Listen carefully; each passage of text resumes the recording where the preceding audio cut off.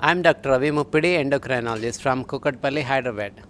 Today, I have discussed about celebrating safe Ramazan for diabetic patients. So, diabetes means high blood sugar. When the blood sugars are above normal, we call that one as a diabetic. So, whenever you eat food, that carbohydrate will be digested and absorbed in the form of glucose, and this will accumulate in the blood. So in diabetics, that blood sugar accumulation will be high, not utilized by the body. So for this diabetic patients, we advise them to take limit food and frequent food. But in Ramzan season, during fasting, what happens is they go for prolonged fasting and they'll eat fish. So this is opposite to what we advise. So those diabetics who are practicing Ramzan, they should first consult doctor and change their medication. Medications of varieties. Some varieties act 24 hours. So we have to shift that 24-hour drug to short acting drug. Some drugs act only when sugars are high. We need to change into that type of drug that act only when blood sugars are high.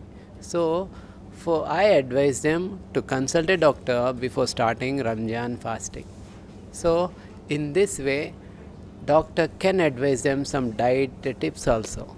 The diets like high carbohydrate with complex carbohydrates, they should prefer complex carbohydrate with fiber.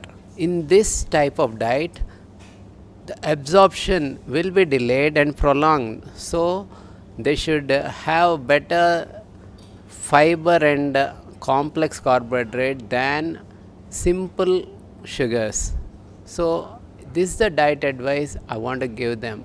So they can prefer brown rice and rotis, especially in the morning time. Absorption will be prolonged and slowly this food will supply body. In fasting condition, what happens is the carbohydrate or body energy storage in the form of glycogen will be breakdown and slowly it's converted into glucose. This glucose will be utilized by the body for some time. If it is too much prolonged, then when this glycogen storage won't be there in the body, then the breakdown of protein and fat will start. This breakdown of fat and protein will supply energy to the body, and in this process some toxic material like ketones will be accumulated in the blood. So this should be avoided.